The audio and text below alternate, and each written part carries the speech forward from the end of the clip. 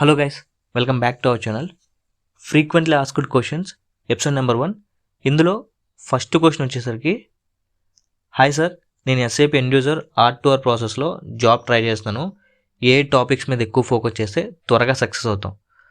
So ఏ topics మీద focus చేస్తే job వస్తుంది అంటే మీరు ఒక విషయం గుర్తుంచుకోవాలి.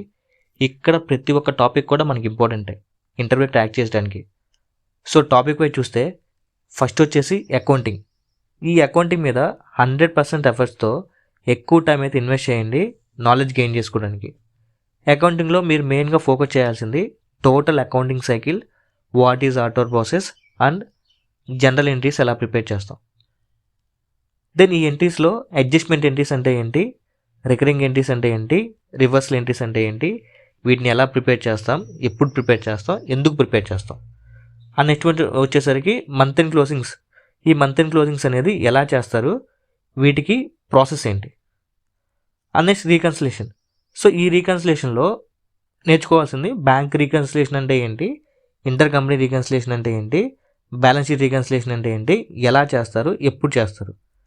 అండ్ దెన్ నెక్స్ట్ వచ్చేసరికి అసెట్ అకౌంటింగ్. ఈ టాపిక్ మీద ఎక్కువ టైం అయితే స్పెండ్ చేయండి. నెక్స్ట్ వచ్చేసరికి MS ఎక్సెల్. ఇక్కడ 60 to 70% ఎఫర్ట్స్తో ఒక బేసిక్ లెవెల్ నుంచి అడ్వాన్స్ లెవెల్ వరకు ఈ ఎక్సెల్ అయితే నేర్చుకోండి.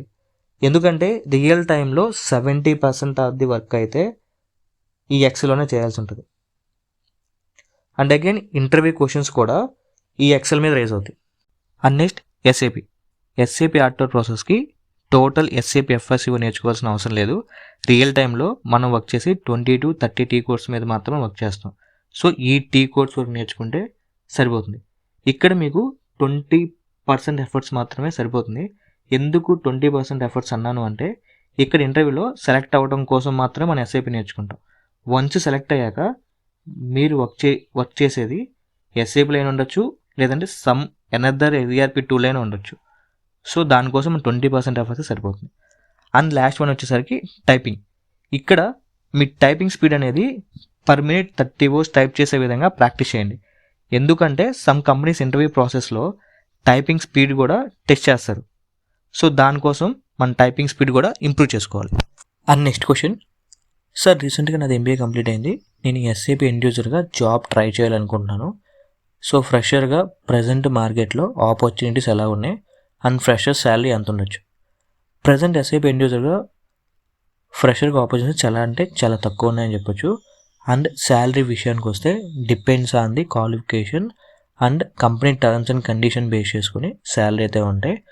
అండ్ మినిమం మనకి 1.8 lakhs to 4.8 lakhs per annum అయితే శాలరీ అయితే ఉంటుంది ఫ్రెషర్గా. అండ్ ఎక్స్పీరియన్స్ చూసినట్లయితే ఒక కంపెనీ నుంచి ఇంకొక కంపెనీకి చేంజ్ అయ్యే టైంలో ప్రీవియస్ ప్యాకేజీని బేస్ చేసుకుని 30 to 50% ప్యాకేజ్ అయితే ఉంటుంది. అది కూడా depends on the company requirement base చేసుకుని ఉంటుంది.